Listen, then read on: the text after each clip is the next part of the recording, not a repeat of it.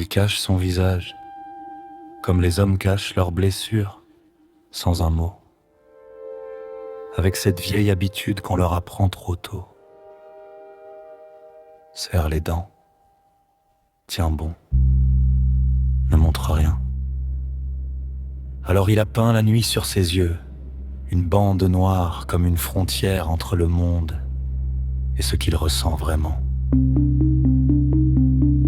Mais la douleur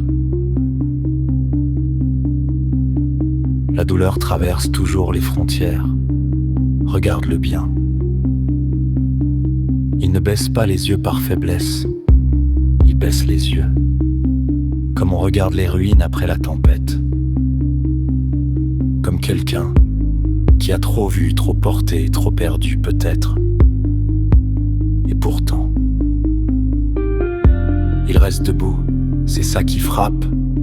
Pas le noir, pas la larme, pas même le silence. Non, ce qui frappe, c'est cette dignité étrange qu'il porte au milieu du chaos.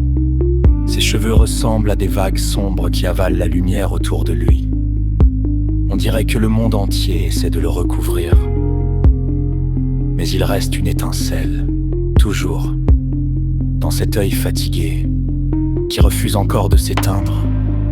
Et cette boucle d'oreille, cet oiseau suspendu dans l'ombre. On dirait un dernier morceau de liberté, un symbole minuscule accroché à un homme qui lutte pour ne pas devenir pierre, parce qu'il y a des hommes qui ne savent plus demander de l'aide, alors ils deviennent silencieux, artistiques, violents contre eux-mêmes, ou beaux d'une manière triste. Ils apprennent à survivre avec des tempêtes dans la poitrine et un visage calme pour rassurer tout le monde. Lui, on dirait qu'il porte des funérailles invisibles, celles des rêves qu'on abandonne, des mots qu'on ravale, des je vais bien, prononcés avec des yeux qui coulent à l'intérieur. Mais malgré ça, il y a encore quelque chose de vivant en lui, quelque chose qui résiste, comme une braise sous des tonnes de cendres. Et peut-être que sa vraie force n'est pas d'être invincible.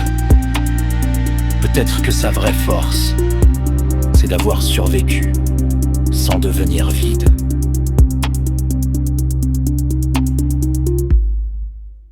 Alors il avance, avec ses ombres, avec ses fissures,